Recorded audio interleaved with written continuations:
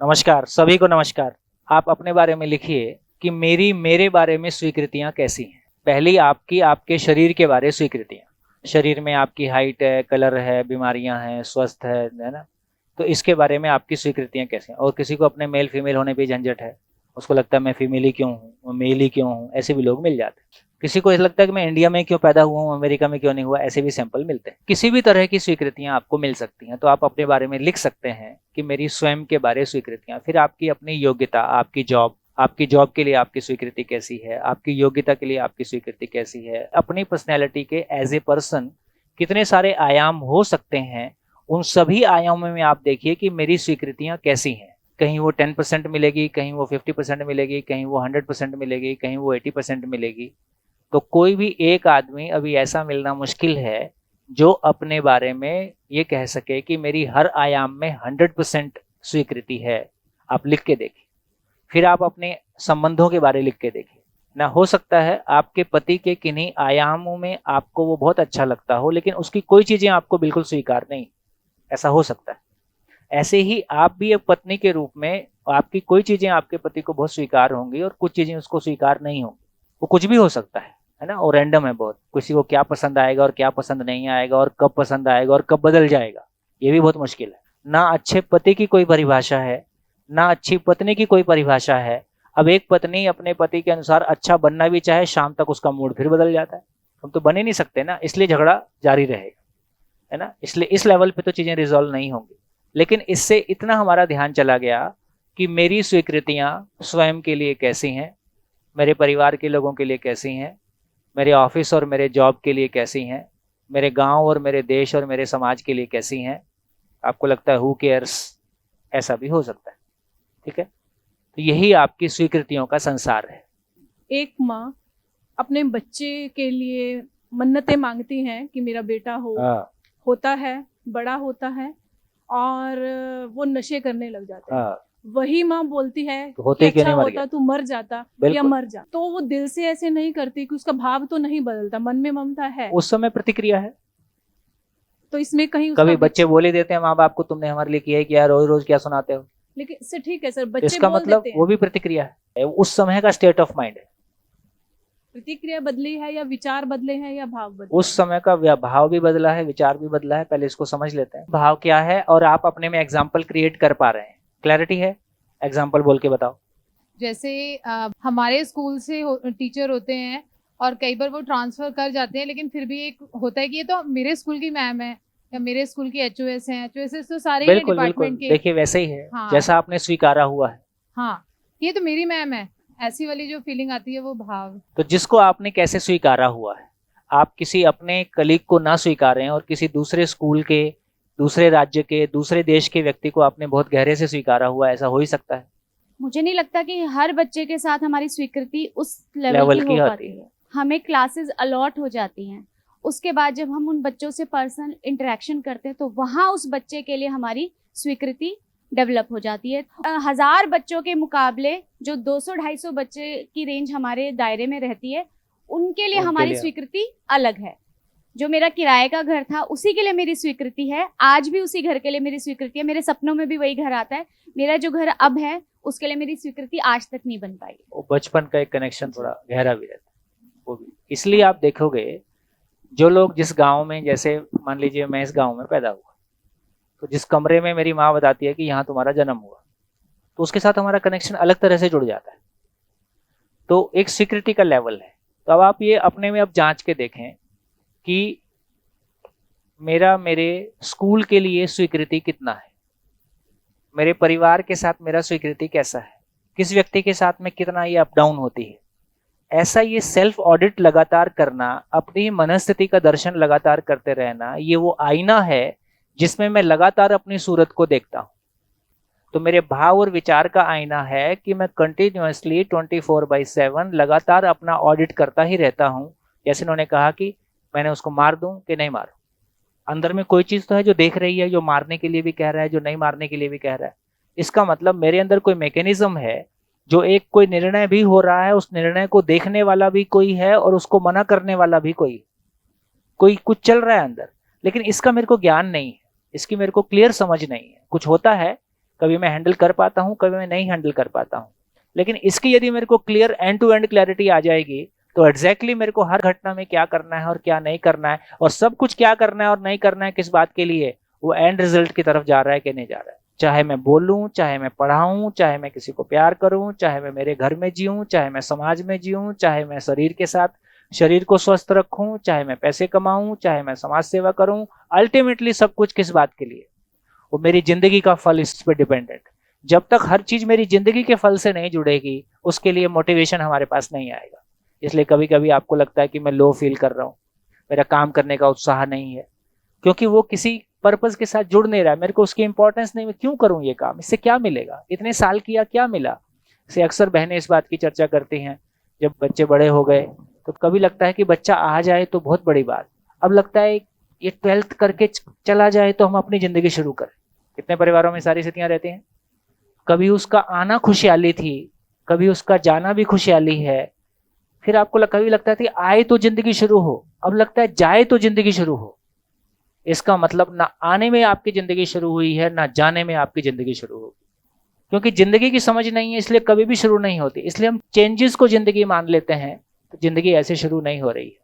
तो भाव का मतलब है मेरी जिंदगी के तमाम आयाम, मेरे शरीर से लेके, मेरे मन वृत्ति चित्त बुद्धि से लेके, और मेरी पूरी पर्सनैलिटी से लेके, मेरे संबंध से लेके, मेरे फैलाव से लेके, जिसके लिए भी मेरी स्वीकृति और अस्वीकृतियां जैसी हैं, यही मेरे सुख दुख का संसार है। जैसे किसी धर्म विशेष को मैं मानता हूँ तो उस धर्म विशेष के लोग मेरे को अपने लगते हैं, बाकी मेरे को पराये लगते हैं। किसी राज्य विशेष को मैंने स्वीकारा हुआ है, किसी गांव विशेष को मैंने स्वीकारा हुआ है, किसी स्कूल विशेष को मैंने स्वीकारा हुआ है, किसी पद विशेष को मैंने स्वीकारा हुआ है। जितनी मेरी स्वीकृतियों का संसार है उतने मेरे सुख का संसार है। जहां से मेरी अस्वीकृतियां शुरू होती हैं वहां से मेरा दुख शुरू होता है, या मेरा परायापन, बेगानापन शुरू होता है। क्या एक्सेसिव जो स्वीकृति होती है किसी भी चीज के प्रति या किसी भी व्यक्ति के प्रति, क्या वो दुख का कारण नहीं बन सकती है?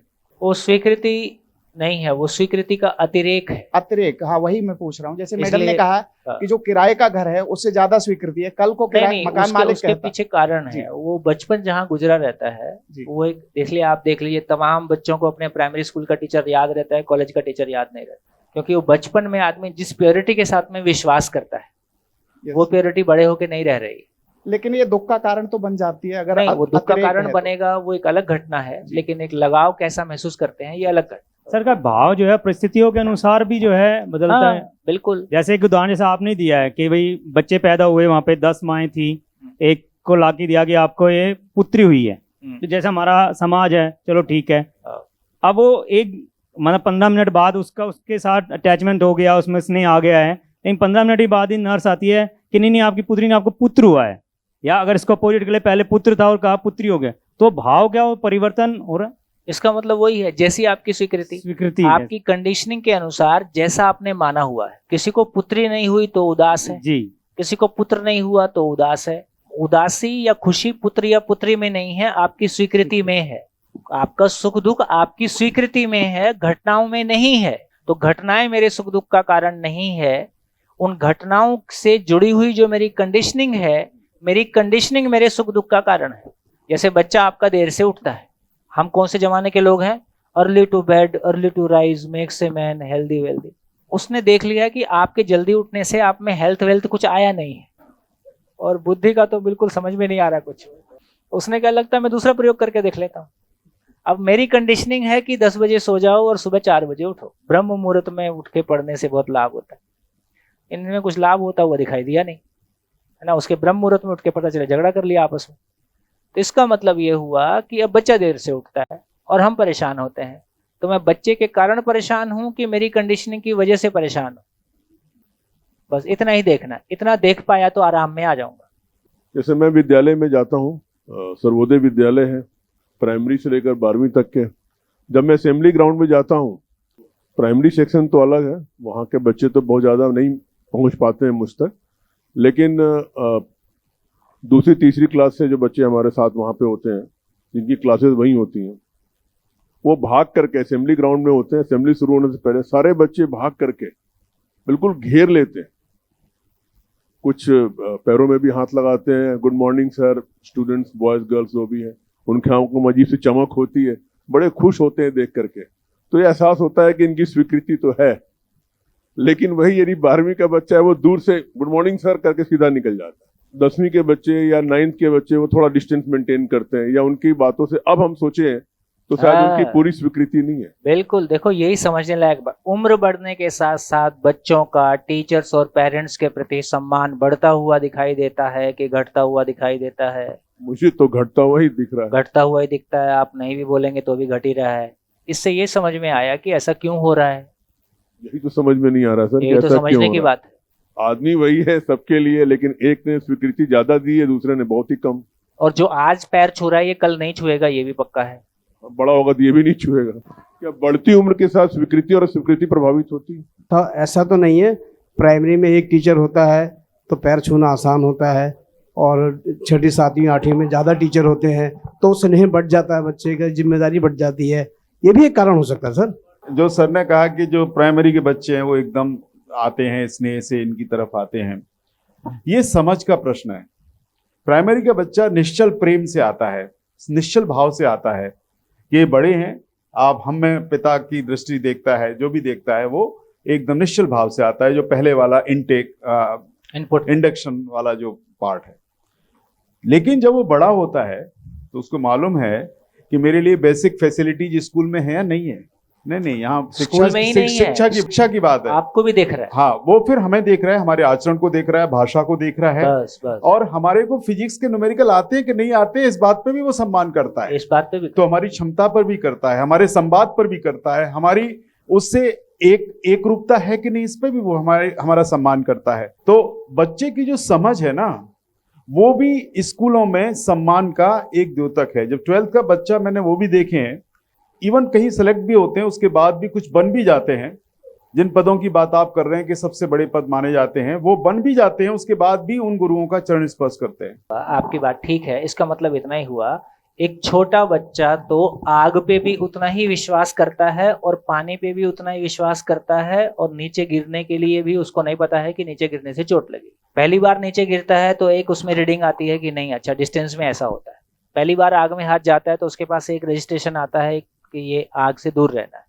तो इस तरह वो ऑब्जर्वेशन लेके आगे बढ़ रहा है। छोटा बच्चा आपको भगवान मान के ही चलता है।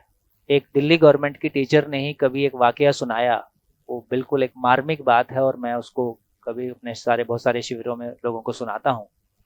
एक छोटा बच्चा था और मुंह में अंगूठा लेता था, 5 साल का रहा होगा। अब वो माँ बहुत परेशान थी, और अधिकांश टीचर्स अपने बच्चों की एजुकेशन के लिए काफ़ी सीरियस होते। तो देर तक बच्चा जगना, और बच्चे के साथ में माँ का भी जगना, और होमवर्क कराना, पढ़ाना लिखाना जो भी होता ही। तो एक दिन रात को 1 बज गया तो पता चला भी माँ भी बैठे बैठे वहीं सो गई उसको पढ़ाते पढ़ाते, और बच्चा भी वहीं सो गया। और जब वो उठी तो 1 बज रहा था और बच्चे के मुंह में अंगूठा था। अब अंगूठा देख के फिर उसका दिमाग खराब हो गया, ये इतना बड़ा हो गया अभी भी अंगूठा नहीं छूट रहा है, कब छूटेगा और लोग क्या कहेंगे, और वो जो भी उसके मन में था। काफ़ी दुखी हो गई। दुखी होकर बच्चे से क्या बोलती हो, तो सो गया था। तो उसको भी सुला दिया, वो भी सो गई। सुबह उठी तो उसका मूड खराब ही था। तो सुबह उठ के बच्चा मम्मी से बात करे तो मम्मी बात नहीं करे। तो धीरे से बच्चे ने भी नोटिस कर लिया कुछ तो गड़बड़ है, आज मम्मी बात नहीं कर रही है। क्योंकि ऐसा अक्सर होता है, जब बच्चा कुछ गलती करता है माँ नाराज होती है, वो बात नहीं करती। मम्मी क्या हो गया, उसने 2-5 बार पूछा। तो 2-5 बार पूछा तो एक पॉइंट पे माँ रो के बोली कि आज के बाद तुम अंगूठा मुंह में लोगे तो मैं मर जाऊं। अब बात आई गई हो गई। अब कुछ दिन बाद माँ ने नोटिस किया कि बच्चे ने लगातार हाथ पकड़ा हुआ है। अब माँ ने फिर उसको डांटा, क्या है ये, क्यों हाथ पकड़े हुए हो? नहीं नहीं नहीं नहीं, उसके कहने से छोड़ दिया। 1-2 दिन में फिर पकड़े हुए हैं। इस बार माँ गर्म हो गई, फिर दोबारा दूसरी गंदी आदत सीख ली। बच्चा रो दिया, मेरा अंगूठा मुंह में चला जाएगा तू मर जाएगी। अब बताइए इससे मार्मिक बात और क्या हो सकती है। एक माँ का झूठ बोला हुआ भी बच्चा अपनी माँ को खोना नहीं चाहता है, उसका झूठ बोले हुए को भी वो उतना ही सीरियसली लेता है। एक बच्चा अपने माँ बाप में पूर्ण मानव को ही देखता है, लेकिन ये पूर्ण मानव का कभी भी दिमाग खराब होता है, धड़ से एक चांटा जड़ देता है। तो पहली बार बच्चे को झांटा लगता होगा तो कैसा उसको लगता हो। हर बच्चा पहली बार माँ के सामने ही झूठ बोलता होगा, क्योंकि उसको मार से बचना है। माँ बच्चे का संपर्क ज्यादा रहता है तो पतली गली निकाल लेता है। तो इसके सारी घटना का मतलब ये हुआ कि जैसे जैसे बच्चा बड़ा हो रहा है, जिसने आपको भगवान माना था, आपके तमाम आचरण को देखकर वो लगातार माइनस मार्किंग करते जा रहा है। इसका ये आचरण भी ठीक नहीं है, ये झूठ भी बोलता है, ये चुगली भी करता है, ये भी करता है। कि बच्चा घर में तो सब कुछ सुन रहा है, आप भाइयों के लिए क्या बातचीत करते हो, आप अपने दूसरे लोगों के लिए, कौन आपके घर में आता है, किसके बर्थडे में जाना है, घर में क्या चर्चा हो रही है, उसके यहाँ से पिछली बार कितना दिया था, हमको कितना देना है, उसके यहाँ जाना है तो ये वाला कपड़ा पहन ले, ये वाला तो अच्छा नहीं लगेगा। घर में तमाम बातें हो रही हैं। देखो, एक बहुत अच्छी लाइन मेरे को समझ में आई, घर में परिवार के बड़े लोगों का जीना ही बच्चों की पेरेंटिंग है। हमारा आचरण ही बच्चों के लिए पेरेंटिंग है। उनको बोर्ड लगा के नहीं सिखाना है। हम बोल के कुछ नहीं सिखा सकते बच्चों को। ज़्यादा बोलना कब काम आता है, जब उसको हमारा आचरण स्वीकार होता है, वो हमसे सुनने के लिए तैयार होता है। तो हमारा जीना ही बच्चों के लिए पेरेंटिंग है। यदि 10वीं 12वीं का बच्चा दूर से निकल जाता है, हमारे एक मित्र IIM अहमदाबाद में थे, तो वो बता रहे थे, बोले जब IIM अहमदाबाद में पहले बार में एडमिशन लेते हैं तो बड़ा रिस्पेक्ट करते हैं, दूसरे साल से तो बिल्कुल देखते ही नहीं है ना, क्योंकि पहले साल में सबकी जॉब लग चुकी होती है। अब उनको कॉलेज से कोई मतलब होता नहीं। कॉलेज में बच्चा पहले साल आता है 100% होते हैं, अगले साल जो है 40% रह जाते हैं, थर्ड ईयर में 25% रह जाते हैं, और वो भी क्यों आते हैं पता नहीं, और हम भी क्या करते हैं पता नहीं। इन सारी चीज़ों को देखते हैं तो इसका मतलब है कि बच्चे ने बड़े होने के साथ साथ माँ बाप और टीचर्स दोनों के आचरण में इतनी कमियां देख चुका है कि अब वह माइनस मार्किंग होते होते स्थितियां काफ़ी खराब, शिष्टाचार ही बचा है, अंदर का मटेरियल गायब हो चुका है। हमारे पद की वजह से, पहले पद का कितना सम्मान था। मेरे फादर FCI में थे, कक्षा 4 में हम लोग मलेरकोटला पंजाब में होते थे। इंदिरा गांधी आई थी, हमको बचपन में याद है, भाई साहब ऐसे आई जैसे देवदूत उतरे हों। छत्तीसगढ़ में मैं रहता हूँ पिछले 25 साल से। वहाँ लोग बताते हैं कि जवाहरलाल नेहरू जब पहली बार आए थे तो आदिवासी तक 40 किलोमीटर से पैदल चल के केवल देखने आया था कि जवाहरलाल नेहरू कैसा है, केवल शक्ल देखने, ऐसा क्रेज था। आज कैसा है आपको पता है। वक्त के साथ साथ रायपुर के लोग बताते हैं कि पहली बार जब किसी ने 10th पास किया था तो उसको हाथी पे बिठा के शहर में घुमाया गया था कि उसने 10th पास किया है। जिन जिन चीज़ों का हमने ओवर इवेल्युएशन किया था, वक्त के साथ साथ वो सब अपनी औकात में आ रही। गलत नहीं हो रहा है, जो उसकी एक्चुअल वैल्यू थी वो सामने आ रही। हमने उसको ओवर इवेल्युएट किया था। हमने कहा था विद्या सा विमुक्त है, आदमी के भीतर की क्षमताओं को उद्घाटन करने का नाम शिक्षा है, और 20 साल बाद राक्षस प्रकट हो गया। तो इसका मतलब क्षमताएं तो उद्घाटित नहीं हुई, दूसरी क्षमताएं उद्घाटित हुई। इसलिए हमारा शिक्षा के प्रति, शिक्षक के प्रति, सिस्टम के प्रति, तमाम चीज़ों के प्रति, इससे ये समझ में आ गया कि हाँ, बच्चा मूल्यांकन करता है, उसकी सही को पहचानने की योग्यता नहीं है, लेकिन गलती को तो वो पहचानना शुरू कर दिया है, इसलिए वो अब सम्मान नहीं कर। यदि ये हमारे ऑब्जर्वेशन में आएगा, देखो कितना फर्क पड़ रहा है। केवल भाव और विचार की दुनिया खोलने से हमारा दूसरी तरह का ऑब्जर्वेशन होने लगा है। अब मेरा दूसरों के प्रति भाव कैसा है, उनका मेरे प्रति भाव कैसा है, और ये क्यों ऐसा है, इस पे ध्यान जाएगा तो जितनी दुनिया हमने अभी वाली बसा रखी है, ये अपनी जगह में श्रेष्ठ। यहाँ से जिंदगी शुरू होती है। अभी तो हम जिंदगी पे सोच ही नहीं रहे। भाव क्या है?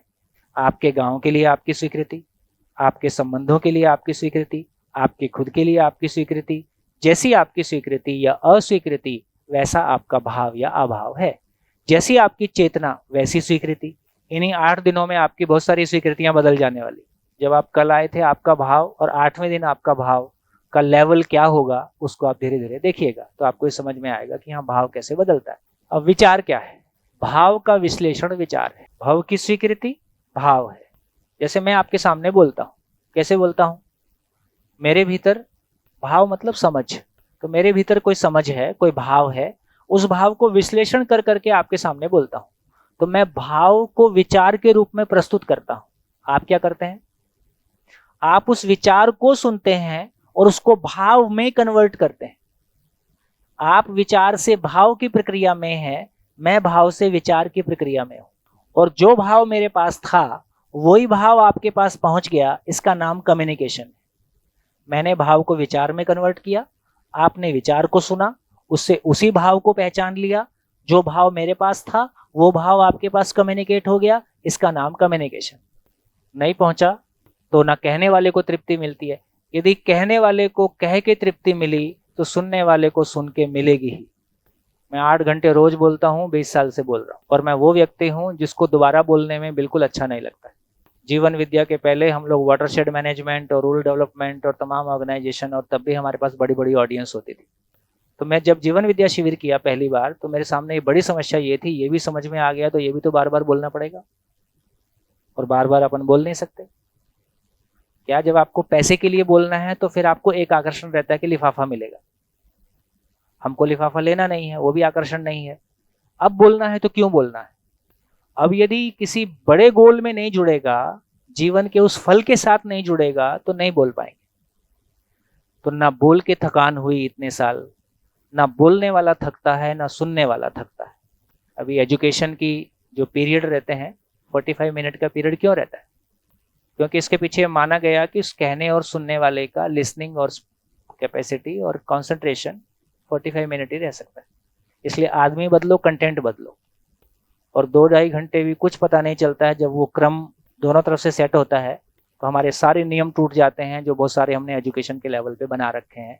जब हम जिंदगी के धरातल पे आते हैं तब विचार क्या है? भाव का विश्लेषण। तो भाव का विश्लेषण विचार। तो भाव को प्रस्तुत कर, जब मैं भाव को प्रस्तुत करता हूं इसका नाम विचार है। भाव को ही प्रस्तुत करता हूं इसका नाम विचार है। जब मैं किसी नई चीज को समझता हूं तो मैं विचार पूर्वक भाव तक जाता हूं। जब मैं किसी समझी हुई चीज को व्यक्त करता हूं तो भाव से विचार की तरफ जाता हूं। जब हम कोई चीज को समझ रहे होते हैं तो विचार पूर्वक हम समझते हैं और उस भाव को, सारा विचार किस बात के लिए है? किसी भाव को पहचाना है, उसको आप बता रहे होते हो।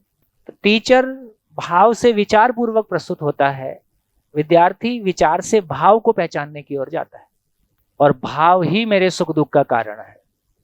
अब मेरे को भाव बनाने की फैक्ट्री का पता चल गया और अब मैं पूरा भाव बना दूंगा। अब मेरे को पूरा मैकेनिज्म सामने आ जाए तो मेरी जिंदगी भावपूर्ण है कि मेरी जिंदगी अभाव है?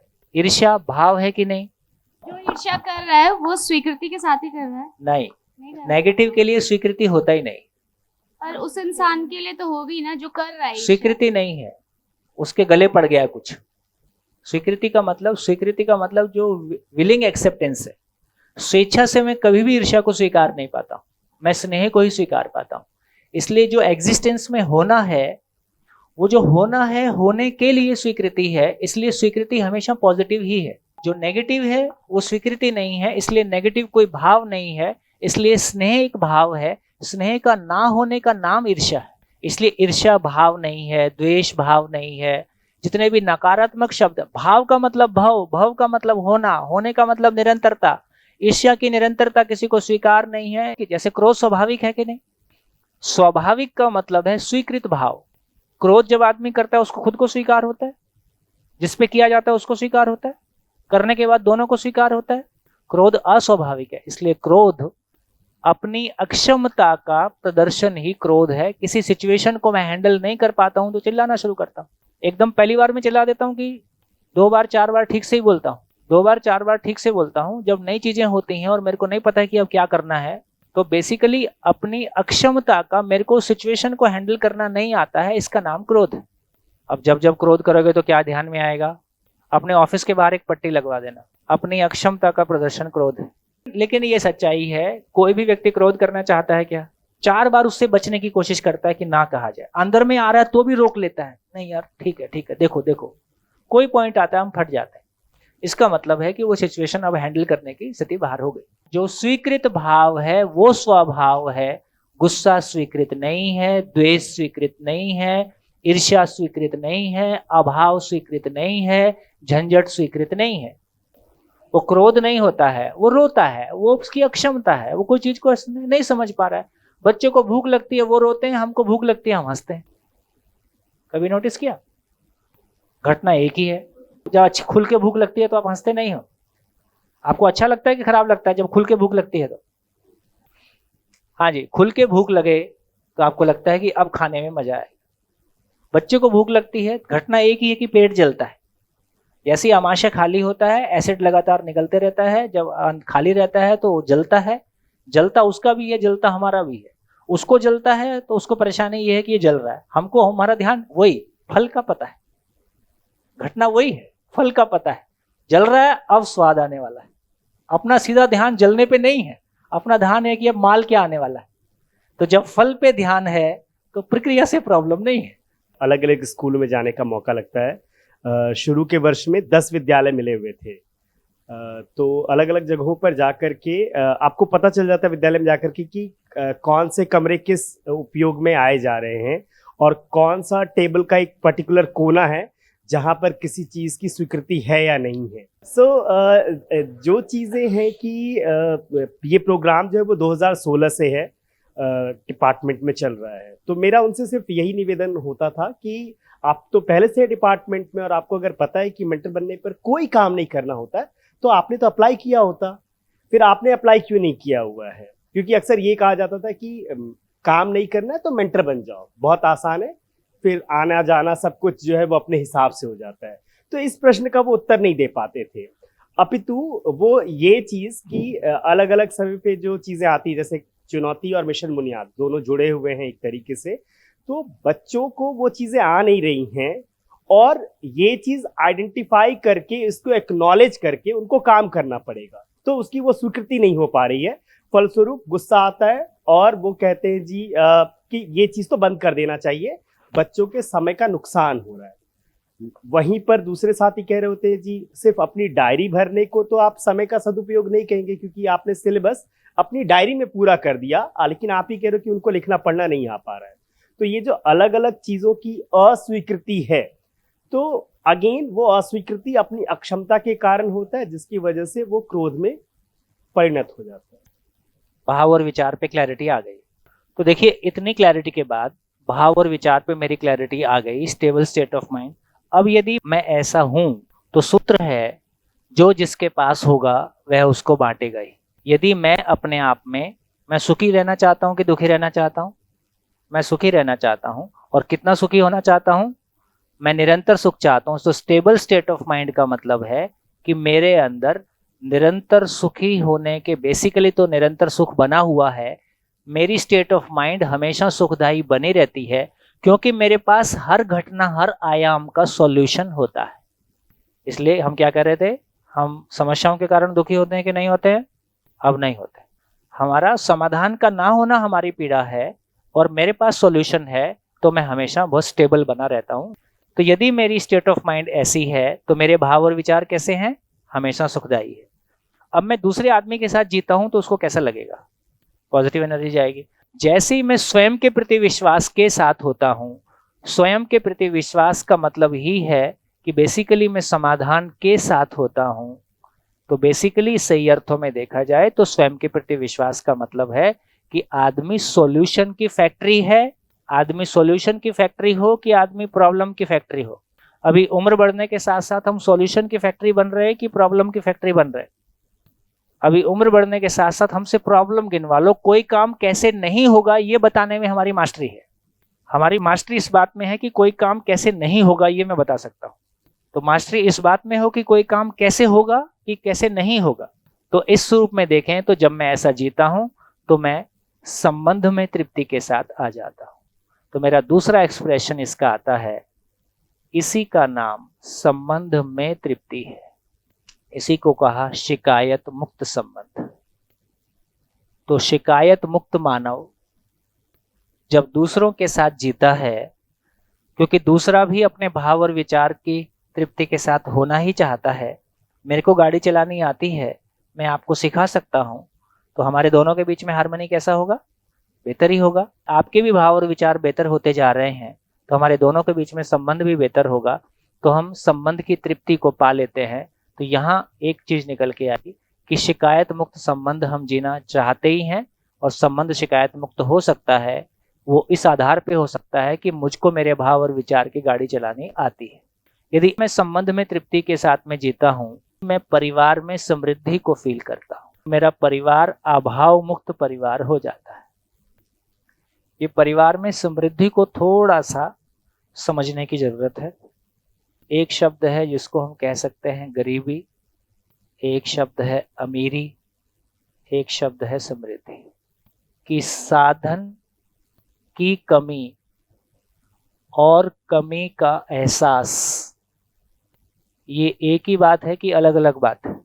अलग अलग बात। तो वो कैसे स्वीकृति के भाव के साथ आ जाए, ये आपकी जिम्मेदारी है। जब आपको पता है कि इसको हिंदी बोलना नहीं आता है, मेरे को हिंदी बोलना आता है, मैं तुमको सिखा सकता हूँ। एक व्यक्ति के पास साधन की कमी है लेकिन कमी का एहसास नहीं है, ये हो सकता है कि नहीं? हमको लगता है कि गाड़ी होनी चाहिए पर अभी गाड़ी नहीं है। अभी गाड़ी नहीं है तो गाड़ी होने की जरूरत है, तो कल आ जाएगी, इसमें कोई प्रॉब्लम नहीं है, 2 साल बाद ले लेंगे। ऐसा हो सकता है। लेकिन मेरे पास साधन है, साधन की कमी नहीं है, लेकिन कमी का एहसास, मेरे पास ठीक ठाक गाड़ी है, फिर भी किसी पड़ोसी को देख के मेरे को लगता ही है कि उससे तो कम है। साधन की कमी ना हो, तो इसका मतलब है कि गरीबी क्या है? गरीबी को कह रहे हैं एक व्यक्ति जो साधन विहीन है और उसको लेके वो दुखी भी है और कंपैरिजन करके वो दरिद्र भी है। किसी साधन की कमी दुख का कारण हो सकती है ना, खाने को नहीं मिल रहा है, अगले महीने घर का किराया कैसे जाएगा, इससे कोई परेशानी हो सकती है। हमारा जो आर्थिक कष्ट है वो साधन की कमी का ज्यादा है कि कल लोग क्या कहेंगे ये ज्यादा है। गरीबी का मतलब है कि साधन विहीन है, दुखी भी है, दरिद्र भी है। अमीर का मतलब क्या है? साधन संपन्न है, दुखी भी है और दरिद्र भी है। गरीब की गरीबी कितने की? लाख, 2 लाख, 10 लाख की। अमीर की गरीबी कितने की? अरबों की। तो इससे ये पता चला हमारी चेतना में उसका रूप और रंग देखने की ताकत है, उसके कपड़े देखने की ताकत है, उसका पद देखने की ताकत है, उसका धन देखने की ताकत है। आदमी देखने की ताकत अपने घर में भी नहीं। इसलिए मेरे को ये कहने में कोई शंका नहीं है, और धीरे धीरे कहूंगा तो और क्लैरिटी आ जाएगी। हम घर में भी ना पति पत्नी को पहचानता है, ना पत्नी पति को पहचानता है, ना हम अपने बच्चों को पहचानते हैं, ना हमारे बच्चे हमको पहचानते हैं। केवल हम सभी अपनी भौतिक आवश्यकताओं की पूर्ति एक दूसरे से कर रहे होते हैं। और जब तक कोई व्यक्ति हमारी भौतिक आवश्यकता की पूर्ति में सहयोगी लगता है तो हमको अपना सा लगता है, और जिस दिन वो भौतिक आवश्यकताओं की पूर्ति में सहयोगी ना हो उस दिन वो पराया सा लगने लगता है। कि गरीब का मतलब है कि साधन विहीन है, सर्वाइवल का भी प्रॉब्लम है, उसको लेके दुखी है, दूसरों से कंपैरिजन करके दुखी है।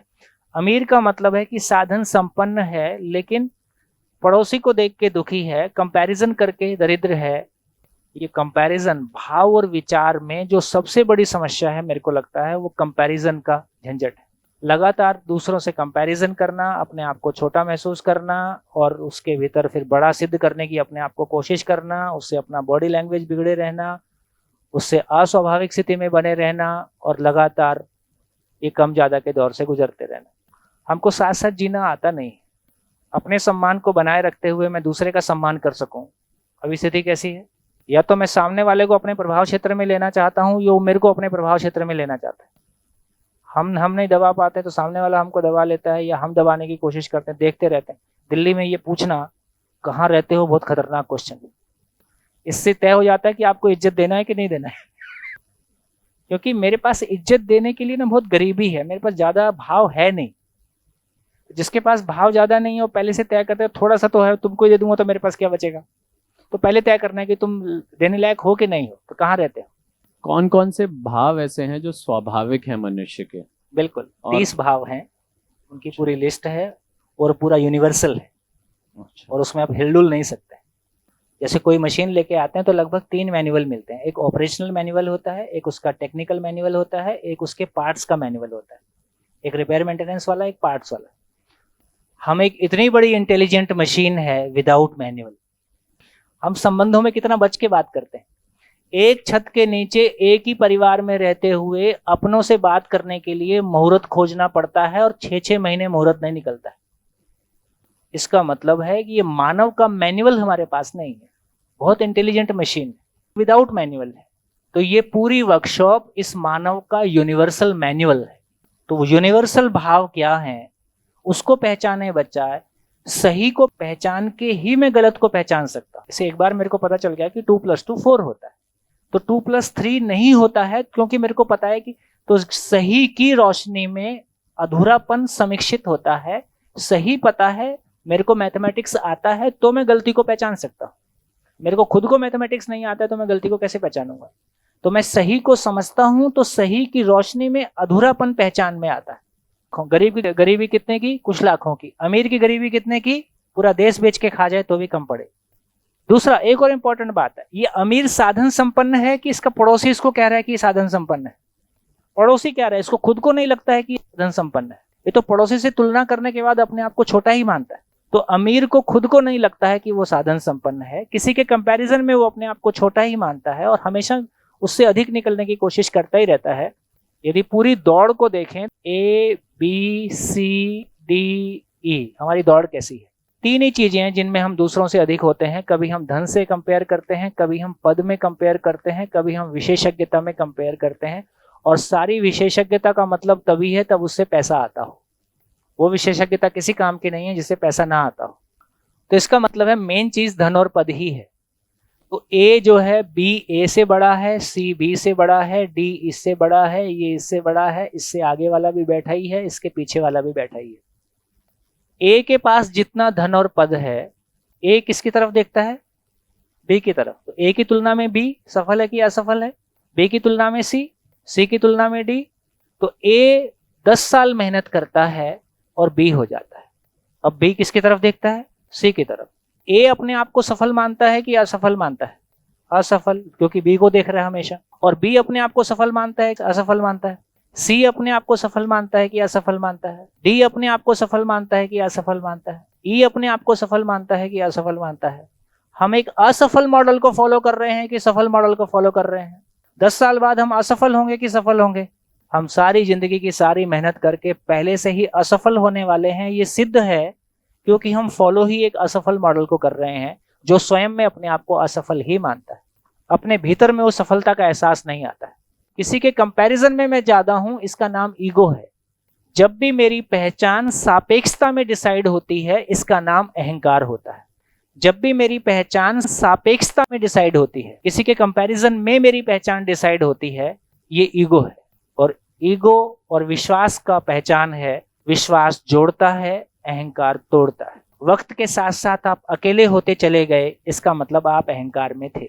वक्त के साथ साथ अपनों की संख्या और अपनापन बढ़ता चला गया, इसका मतलब आप विश्वास के साथ थे। अभी देख लीजिए, उम्र बढ़ने के साथ साथ हमारी अपनों की संख्या और अपनापन बढ़ता हुआ दिखाई देता है कि घटता हुआ दिखाई देता है। कि इस पूरे मॉडल में, इस पूरी यात्रा में हम लगातार एक असफल मॉडल को ही फॉलो करेंगे और फाइनली कहीं भी पहुंचे हम असफल रहेंगे, क्योंकि इसमें सापेक्षता में हमारी पहचान है। एब्सोल्यूट कोई पहचान हमारे पास अपने पास नहीं है, हमारी अपनी कोई पहचान नहीं है। ऐसा समृद्धि का मतलब है साधन संपन्न है, सुखी है और उदार है। गरीबी और अमीरी इस धरती का बोझ है। इस धरती की सारी अव्यवस्था अमीरों की मानसिक गरीबी का एक्सप्रेशन है, फिर चाहे अमीर देश हैं कि अमीर लोग। यदि उनमें से कुछ ठीक ठाक लोग होंगे तो फिर वो समृद्ध हैं, फिर वो अमीर की कैटेगरी में नहीं जाएंगे। ऐसा एक सेफ साइड रखते हुए बोल रहा हूँ, ताकि हमारे भीतर का कोई भाव आहत ना हो। आपका कोई भाव आहत हो ऐसा मेरा इंटेंशन नहीं है, लेकिन सच्चाई को समझे बिना पार नहीं पाएंगे, है ना। क्या चाहते हैं हम? सारी दिल्ली की जमीन मेरे नाम हो जाए। आदमी की खुशी की तलाश है, फाइनली वो एक आदमी समृद्ध महसूस करे। समृद्ध का मतलब है उसको लगता है कि जितने साधन मेरे पास हैं, वो साधन मेरे पास आवश्यकता से ज्यादा साधन है, मेरे संबंध में सुखी है और मैं मेरे साधन का सदुपयोग कर पाता हूँ। इसका नाम समृद्धि है। एक परिवार में समृद्धि का मतलब है अभाव मुक्त परिवार। तो इतनी चर्चा से ये निकला, एक परिवार के जीने का स्वरूप क्या होगा। एक जीता हुआ परिवार किसको बोलेंगे? शिकायत मुक्त, अभाव मुक्त परिवार। कितने परिवार होंगे पूरे विश्व में जो ये चाहते होंगे कि हमारे परिवार में किसी वस्तु का अभाव भी ना हो और किसी संबंध में कोई शिकायत ना हो, रोना गाना नहीं हो। ऐसे कितने परिवार होंगे जो ऐसा चाहते होंगे? सभी चाहेंगे। तो इसका मतलब है जब भी हम किसी चीज को एब्सोल्यूट में पहचान लेते हैं, यूनिवर्सली पहचान लेते हैं, किसी परिवार में ऐसा चलेगा कि संडे की संडे अपमान होता रहे, बाकी दिन ठीक चलता रहे? ऐसा नहीं चलेगा। इसी को पॉजिटिवली कहें तो समाधान और समृद्धि बोल सकते हैं। नेगेटिव शब्दों को यूज करते हैं तो शिकायत मुक्त, अभाव मुक्त बोल सकते हैं। तो विश्व का हर परिवार शिकायत मुक्त, अभाव मुक्त होना चाहता है, ऐसा रहना चाहता है। इससे कम में चलेगा नहीं, इससे ज्यादा होता नहीं। एक भी क्षण के लिए अपमान, दरिद्रता, गरीबी किसी भी परिवार को स्वीकार नहीं है, पूरे विश्व में कहीं भी स्वीकार नहीं है। इसलिए जब भी हम किसी चीज को इस भाषा में पहचान लेते हैं कि इससे ज्यादा होता नहीं है, इससे कम में चलता नहीं, तो ये अपने आप में एब्सोल्यूट भाषा है। ये कोई यूनिवर्सल बात है। ये किसी धर्म, जाति, देश का मामला नहीं है। ये पूरी ह्यूमैनिटी एज ए होल का मामला है। दूसरे प्लेनेट पे भी मानव मिलेगा तो ऐसा ही मिलेगा। इसका मतलब है ये यूनिवर्सल जब बोल रहे हैं तो केवल धरती की बात भी नहीं कर रहे हैं। यूनिवर्सल जब बोल रहे हैं तो पूरी सृष्टि की बात कर रहे हैं। ऐसा धीरे से उसको समझेंगे तो सभी परिवारों के जीने का स्वरूप इतना ही होगा कि वो शिकायत मुक्त, अभाव मुक्त होकर जी सके। इसको यदि जांचने जाएं, अभी कितने परिवार ऐसे मिलेंगे जो ये कह सकें हमारे परिवार में किसी भी व्यक्ति में किसी भी वस्तु का अभाव नहीं है, पड़ोसी को देख के परेशान नहीं होते हैं। हम घर ऐसा बनाएंगे जिसको देख के पड़ोसी बेहोश हो जाए। कई बार सर शादी के कार्ड पर भी नाम के साथ लिखा होता है पद। धीरे धीरे ये फैशन आउटडेटेड हो रहा है। एक समय था जब लिखते थे BA MA LLB, अरे यार MA किया होगा तो BA किया ही होगा। समझ के साथ है, कोई साधन की हम आवश्यकता महसूस करते हैं लेकिन आज हमारे पास नहीं है, कलम ले आएंगे, इसमें कोई प्रॉब्लम नहीं है। मूविंग टुवर्ड्स, समझ है तब, और सोच सोच के दुखी होता है कि मेरे पास क्यों नहीं है, उसके पास क्यों आ गया, कि उसकी वजह से दूसरों से कंपैरिजन होता है, अपने आप में छोटेपन का भाव आता है, तो फिर गरीबी में। को दो भागों में कर सकते हैं, एक तो साधन संपन्न और साधन विहीन होकर भी कमी का एहसास ना हो। साधन विहीन जब कह रहे हैं तो उसको कमी भी है, कमी का एहसास भी है। साधन संपन्न कह रहे हैं तो एक्चुअली में साधन है, पर किसी के कंपैरिजन में साधन भी कम लगता है, उसकी कमी का एहसास भी उसको खलता है, कंपैरिजन करके अपने आप को परेशान करता है। जब समृद्धि की बात कर रहे हैं तो ना साधन की कमी है, ना संबंध की कमी है। परिवार का हर व्यक्ति ऐसा ही फील करता है। इससे अधिक कोई परिवार के जीने का स्वरूप आप कल्पना करके बताइए, कुछ हो सकता है तो? एक परिवार इससे अधिक क्या चाह सकता है? और अभी कितने परिवार ऐसे हैं जो ये कह सकें हमारे परिवार में किसी संबंध में कोई शिकायत नहीं है, कभी नहीं रहती है, और किसी भी व्यक्ति में किसी वस्तु का अभाव कभी नहीं रहता है। आइडियल नहीं, और इससे कम में चलेगा नहीं। आइडियल तो वो है जिससे कम में चल जाता हो। स्थिति ये है, तो अब मैं कोई आध्यात्मिक बात नहीं कर रहा हूँ। किसको अपनों के साथ संबंध खराब करके अच्छा लगेगा? हम क्या चाहते हैं? हमारे परिवार में सभी के साथ हमारे संबंध अच्छे रहें। दुनिया का हर व्यक्ति चाहता है। अब इसको आदर्श कहें कि व्यावहारिक कहें? ये व्यावहारिक नीड है मेरी या ये आदर्श है? ये मेरी व्यावहारिक नीड है भाई। इससे कम मेरे को खाना मेरी रोज जरूरत है, पेट भरना मेरी रोज की जरूरत है, शरीर के लिए कंफर्टेबल जोन होना मेरी रोज की जरूरत है। उसी तरह मेरा मानसिक कंफर्ट बना रहे, ये भी मेरी रोज की जरूरत है। ये अपनों के साथ दूरी बना के तो मेरा मानसिक कंफर्ट नहीं रहता है। तो मैं बिल्कुल कोई आदर्शवादी बातें नहीं कर रहा हूँ, बिल्कुल मेरी रोजमर्रा की जरूरत की बात कर रहा हूँ। जिस तरह से पेट भरना मेरी जरूरत है, उस तरह से मन भरना भी मेरी जरूरत है। जब मेरी शादी हुई थी तो मैं किराए के मकान में ही रहता था, घर में स्कूटर भी नहीं था।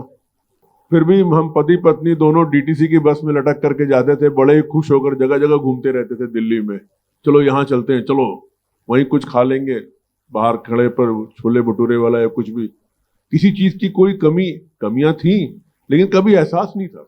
उसके बाद एक छोटा सा मकान लिया, 2 साल के बाद एक स्कूटर लिया। उसके बाद फिर धीरे धीरे सर ये सारे प्रपंच होने लग गए। फिर पहले छोटी गाड़ी ली, फिर बड़ी गाड़ी ली, बड़ा मकान लिया। उसके बाद भी अब चेहरा सूजा हुआ रहता है, अब उतनी खुशी नहीं रहती है। सर कहाँ चली गई सारी चीजें, पता नहीं सर कहाँ खो गई। ये इनकी कहानी है कि घर घर की कहानी? ये सभी घर की कहानी इतनी है। इसका मतलब ये हुआ कि एक पॉइंट पे हमारा ध्यान इस बात पे चला गया कि सुविधा पूरी हो जाए तो जिंदगी में बाहर आ जाए। उसकी आवश्यकता भी थी, सुविधा पूरी हो गई पर जिंदगी में बाहर नहीं आई। अब पता चला भाव और विचार भी पूरा हो जाए तो वो साधन भी ठीक रहे। तो अपन क्या बात कर रहे हैं? घर भी ठीक रहे, कपड़े भी ठीक रहे, गाड़ी भी ठीक रहे, भाव और विचार भी ठीक रहे। एक कोर्स पूरा हो गया है, आधी फिल्म पूरी हो गई है, आधी फिल्म शेष है। और ये आधी फिल्म को पूरा करने के लिए 3 पीढ़ियों ने मेहनत किया है ना। हमारी लगभग 3 से 5 पीढ़ियों ने मेहनत किया है, तब हमने अपने घरों में गरीबी से थोड़ी साधन की स्थिति को देखा है। सर जो आपने ये सीरीज बताई, ये नेगेटिव रोल मॉडल की सीरीज उपजती जा रही है और ऐसा देख भी पा रहे हैं हम इस चेन में देख पा रहे हैं कि कोई भी सुखी नहीं है। तो क्या एक समृद्ध मानव, एक अभाव मुक्त जो परिवार है, यदि इस कड़ी के बीच में आता है, क्या वो इस रोल मॉडल को या इस सीरीज को तोड़ पाएगा? तोड़ दिया और हजारों तोड़ रहे हैं। जी जी, यही मेरा जो अधूरा है वो टूटेगा ही। वो गलत है ऐसा नहीं है, वो ठीक जगह प्लेस हो जाए। सर मतलब यही कह रहा था मैं कि सीरीज के बीच में वो व्यक्ति आ जाए या वो परिवार आ जाए तो ये सीरीज आगे बढ़ेगी या फिर वहीं इससे सुंदर आगे बढ़ेगी और नए तरीके से डिफाइन होगी। हमारे बीच में जो पिछले 300 साल की अगर हम बात करें, कुछ रोल मॉडल्स रहे हैं। 300 या 200 साल की बात करें और पिछले 50-100 सालों में भी आर्ट की फील्ड में रहे, जैसे पिकासो, साइंस की फील्ड के अंदर रहे आइंस्टीन, न्यूटन। क्या वो लोग भी इसी मॉडल पे चलते थे? उनका जीवन किस तरीके से रहा, लेकिन वो उन्होंने मानवता के लिए कितना काम किया? आपके उस पर क्या विचार है? तो एक बार इस क्वेश्चन को होल्ड करते हैं, आप इसको लिख के रखिए और कंटेंट को आने दीजिए, फिर आप ही तय कर पाएंगे कि फिर क्या संभावना है। तो मेरे को लगता है कि उत्तर आपके भीतर से उद्गमित होगा, वो आएगा, वो ज़्यादा बेहतर स्थिति होगी। गांधी जी के खुद के परिवार में जितने उठापटक रही, एक वाकया है कि गांधी जी की पत्नी गांधी जी के साथ चली और उन्होंने जब आश्रम अफ्रीका में बनाया तो उन्होंने कहा भाई हर व्यक्ति को सबका लैट्रिन साफ करना है। तो उसने कहा यार तुम अपना साफ करा लो, यहाँ तक ठीक है, अब हमसे तुम सबका भी साफ कराओगे ये ठीक नहीं। तो उससे उन्होंने उसको हाथ पकड़ के आश्रम से बाहर निकाल दिया। अब एक पत्नी है, छोड़ के तो जाएगी नहीं। तो इसका मतलब है कि हमने अपने आदर्शवाद में अपने परिवार को किस सीमा तक झोंका। अब वो समाज में कैसे महिमा मंडित हुआ ये अलग दुनिया है, लेकिन एक घर का परिवार कैसे गुजरा ये अलग दुनिया है। तो अब ये भी समझना होगा कि सही अर्थों में राष्ट्र के लिए कंट्रीब्यूशन एक तरह का पार्टिसिपेशन है। उस समय उसकी आवश्यकता थी, आज उसकी आवश्यकता नहीं है, तो कुछ और सोचना पड़ेगा। तो सही अर्थों में विकास किसको कहा जाए, और सही अर्थों में एक व्यक्ति से लेके, परिवार से लेके, समाज से लेके और पूरे विश्व तक एक सभी के लिए प्रैक्टिसेबल मॉडल क्या रहेगा। ये जो स्वेच्छा से मैं कुछ भी करूं वो तो मेरी स्थिति है कि मेरी अभी मनस्थिति नहीं है, लेकिन मुझको जबरदस्ती उसमें झोंका जाएगा तो आदमी उसमें परफॉर्म नहीं कर पाएगा। हम हर जगह दिखने की कोशिश कर रहे हैं, हम उन चीजों को ठीक करना चाहते हैं जो दिखती है। सिगरेट शराब पीना उतना बुरा काम नहीं है जितना एक दूसरे के साथ द्वेष रखना है। सिगरेट शराब दिखता है इसलिए ज्यादा बुरा सिद्ध हो जाता है, द्वेष दिखता नहीं है। हमने गंद फैला रखा है घर में, डिपार्टमेंट में। यदि हमारा भीतर में विचार लाइन में लग जाएंगे, देखो इतना बड़ा आपके जब टीचर्स के शिविर शुरू में आते थे, उसमें से ये महान बैठे ही हैं, ये लोग तय करके ही आते हैं कि शिविर को ध्वस्त करके आना है, ये इस योजना के साथ आते थे। और 10-12 लोग तो टीम बना के कोशिश करते थे ना, और चौथे दिन यही ध्वस्त हो जाते थे। तो वो सारा दौर हमने देखा है, खाने में कुछ निकल गया, कुछ कम ज्यादा हो गया, ये हमारे एंटाइटलमेंट से कम सुविधा है। तुम्हारे एंटाइटलमेंट में ज्ञान भी नहीं था। तो मैं देखो तुम सरकारी आदमी इतने अहंकार से भरे हुए हो कि ढंग का आदमी तुम्हारे पास आएगा नहीं, और तुम किसी ढंग के आदमी के पास जाओगे नहीं, और तुम्हारी ये जिंदगी गई। कि बहुत कष्ट मानवता ने पाया है और बहुत कुछ सहा है। महिलाओं ने बहुत कुछ सहा है, हम सब ने बहुत कुछ सहा है। आज भी आप देखो, केवल अमेरिका की दादागिरी में एक देश तो नेस्तनाबूद हो गया ना। उस देश में कितने परिवार उजड़े होंगे, यूक्रेन में कितने पशु, कितने पेड़ पौधे, कितने आदमी, कितनी महिलाओं के साथ रेप हुआ होगा, जितने पुरुष मर गए होंगे। उसके बाद की त्रासदी ये है उन तमाम महिलाओं के साथ क्या गुजरती है, हम कल्पना नहीं कर सकते। अब दूसरे देश की तैयारी है ताइवान की, अब वो उजड़ेगा ऐसे कि नहीं। दो लोगों की टक्कर में, चाहे वो अमेरिका चाइना है, चाहे वो अमेरिका रशिया है, यही बात तो ऑफिस में भी हो रही है कि नहीं, दो लोगों के बीच में कोई लोग जूझ रहे होते हैं। यही बात तो घर में होती है कि नहीं, दो लोगों के बीच में कोई लोग जूझ रहे होते हैं ना। मानसिकता ठीक हो जाए, आदमी अपने स्वावलंबन का रास्ता निकाल लेगा। भाई इतना मुश्किल नहीं है 2 रोटी कमाना।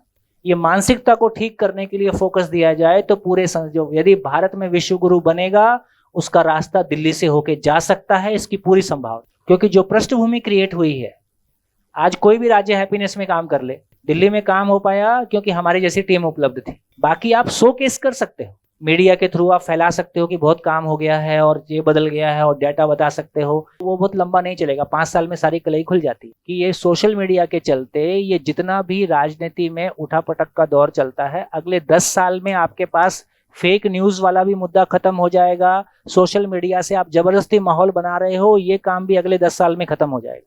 फिर आपको एक्चुअल पे आना पड़ेगा। तो जो कुछ हो रहा है बहुत सही दिशा में जा रहा है। शुरुआती दौर ऐसा ही होगा, कल आपको बताना ही होगा कि ये परफॉर्म किया तो ही काम आएगा, नहीं तो आपकी परफॉर्मेंस ही काम आएगी। और तमाम, यदि दूसरे राष्ट्रों की बात भी देखोगे, जहां कल बहुत भ्रष्टाचार और झंझट थे, आज वहां नहीं है, कल यहाँ भी नहीं रहेंगे। कोई खास बात नहीं है, इसके लिए आंदोलन नहीं भी करेंगे तो भी ठीक हो जाएगा, क्योंकि मानव की सहज गति है कि वो आगे की तरफ जा रहा है। मैं सर की बात को थोड़ा सा आगे, जैसे गांधी जी का प्रश्न आपने कहा, परिवार और उनका अपना। सर ने 2 साइंटिस्ट के नाम लिए, न्यूटन और आइंस्टाइन। न्यूटन के विषय में जब लेबनीज ने कैलकुलस उनको सिर्फ देखने के लिए दिया तो उन्होंने अपने नाम से छाप दिया। उस वक्त रॉयल सोसाइटी के अध्यक्ष थे, उन्होंने अपने ही पीएचडी स्टूडेंट्स को उनका उस कमेटी का चेयरमैन बनाया कि ये किसका है। और न केवल ये, बल्कि उनके घर गए और अपनी रिपोर्ट अपने सामने बनवाई।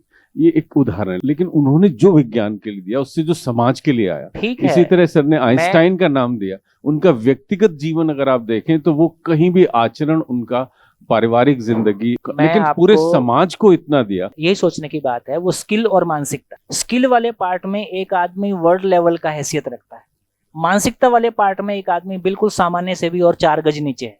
तो ये जो प्रतिभा और व्यक्तित्व में असंतुलन है कि एक तरफ हम इतनी हाइट पे भी होते हैं, दूसरी तरफ हम 10 गज नीचे भी होते हैं, ये जो असंतुलन है, इसी को हैंडल करने की जरूरत है। इसलिए बहुत विनम्रता से कहना चाहता हूं कि हम स्किल वाले पार्ट में बहुत अच्छा करें, इसकी जरूरत है। उससे कहीं ज्यादा आवश्यकता है कि मानसिकता वाले पार्ट को कैसे हैंडल करें।